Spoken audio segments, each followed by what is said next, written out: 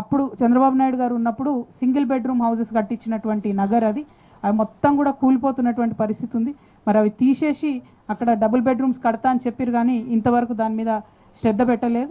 అట్లానే సీతాఫల్ మండి government school అది కరెక్ట్గా మా పద్మారావు గారి ఎమ్మెల్యే ఆఫీసు ఎదురుగానే ఉన్నది.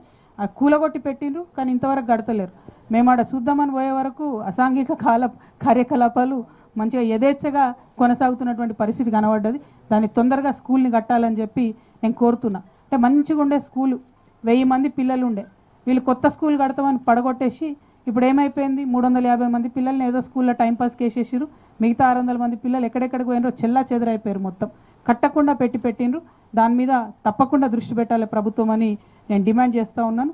ఆ తర్వాత వారాసిగూడ క్రాస్ రోడ్ ఇదైతే మరి ఘోరంగా ఉంది. రష్ భయంకరంగా పెరిగిపోయింది.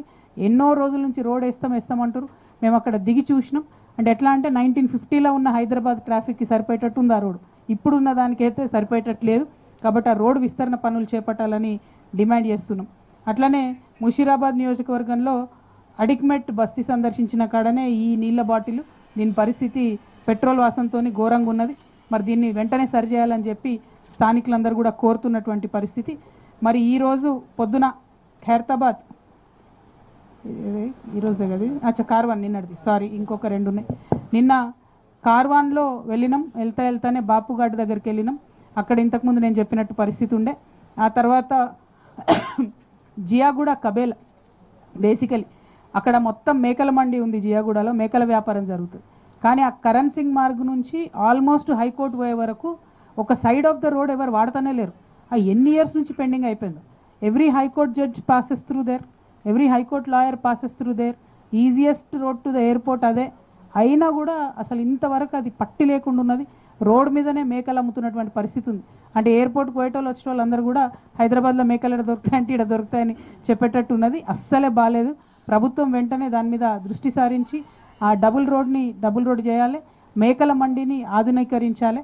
డబ్బులు వచ్చినాయని చెప్తున్నారు కానీ ఇంతవరకు ఇవ్వడం లేదు. దానికోసం నేను డిమాండ్ చేస్తూ ఉన్నాను. అట్లానే తర్వాత అక్కడ ఒక మంచి గోశాల ఉంది జియాగూడలో. ఎంత బ్యూటిఫుల్ గోశాల అంటే 8000 ఆవులు ఉన్నాయి. అక్కడికి ప్రతి వెటనరీ కాలేజ్ వాళ్ళు అక్కడికే వస్తారు ట్రైనింగ్కి. ఐఏఎస్లు వస్తారు ట్రైనింగ్కి, ఐపీఎస్లు వస్తారు ట్రైనింగ్కి. కానీ కనీసం ఒక సూది కూడా ఆవులకు ఫ్రీగా ఇస్తలేరు. మరి 8000 ఆవులు ఉన్నాయి. ప్రైవేట్ సంస్థ నిర్వహిస్తుంది. ప్రభుత్వం వెటనరీ డిపార్ట్మెంట్ బాధ్యత. దయచేసి మందులన్నా ఇవ్వండి, వాళ్ళకు కొంతన్నా ఫెసిలిటేట్ చేయండి అని చెప్పి నేను డిమాండ్ చేస్తూ ఉన్నాను. ఆ తర్వాత బహదూర్పుర నియోజకవర్గంకి వచ్చినాం. అక్కడ ఎస్సీ కాలనీ సందర్శించినాం. అక్కడ కూడా సేమ్ పరిస్థితి. ఎక్కడ కూడా హైదరాబాద్ మహానగరంలో కొన్ని చోట్లయితే 10 సంవత్సరాల నుంచి కూడా వితంతు పెన్షన్ అప్డేట్ కాలేదు. 10 ఇయర్స్ వితంతు పెన్షన్ అప్డేట్ కాలేదు. 10 ఇయర్స్ ఫిజికల్లీ హ్యాండిక్యాప్డ్ అయితే ఇట్లా చూస్తేనే తెలుస్తుంది మనకు వీళ్ళకి కావాలే పెన్షను అని చెప్పి. వాళ్ళకి వస్తలేవు, మంచిగా ఉన్న వాళ్ళకి పెన్షన్ వస్తున్నాయి. Physically handicapped pensions, widow pensions దయచేసి ఒక్కసారి అప్గ్రేడేషన్కి అవకాశం ఇవ్వాలని చెప్పి నేను ప్రభుత్వాన్ని డిమాండ్ చేస్తూ ఉన్నాను. అదేవిధంగా చాంద్రాయణగుట్ట నియోజకవర్గంలో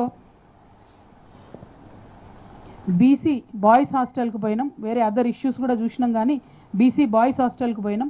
అక్కడ చాలా ఘోరమైన పరిస్థితి ఉన్నది. 11 రూమ్లు ఉంటే 147 మంది పిల్లలు ఉన్నారు. ఒక్కొక్క రూమ్లో 25 మంది పిల్లలు ఉంటున్నారు. ఎంత ఘోరమైన పరిస్థితి ఉందంటే చెద్దరు లేదు, పరుపు లేదు, బాత్రూమ్స్ సరిగా లేవు. ఓన్లీ ఫుడ్ మాత్రం టైంకి పెడుతున్నారు తప్పితే పిల్లల్ని మేకల్ని కుక్కినట్టు కుక్కేసిండ్రు. చాలా ఘోరమైన పరిస్థితి ఉంది. మేము గవర్నమెంట్కి నిన్ననే చెప్పినాం, మీరు 1 వీక్ టైంలో బీసీ వెల్ఫేర్ డిపార్ట్మెంటు రెస్పాండ్ అయ్యి వాళ్ళకి ఫెసిలిటీస్ క్రియేట్ చేయండి. మీరు క్రియేట్ చేస్తే మంచిది, లేకపోతే జాగృతి నుండి మేము చేస్తాం. మేము చేస్తే ఏమైందంటే మీ పరువు అవుతుంది గవర్నమెంట్ది. అలాంటి సంస్థలు చేస్తే కూడా 1-2 హాస్టళ్ళకి చేయగలుగుతాం, అన్నిటికీ చేయలేం. ప్రభుత్వం నుంచి దయచేసి వెల్ఫేర్ హాస్టల్ అన్నింటినీ కూడా ఒక్కసారి రివ్యూ చేయమని కోరుతున్నా. ప్రత్యేకించి గర్ల్స్ వెల్ఫేర్ హాస్టల్స్ని కొంచెం ఇంకా శ్రద్ధతోని రివ్యూ చేయాలని చెప్పి నేను డిమాండ్ చేస్తూ ఉన్నాను. అదేవిధంగా ఇప్పుడు జూబ్లీహిల్స్ మన ఖైరతాబాద్ నియోజకవర్గానికి వెళ్ళి వస్తున్నాం మేము.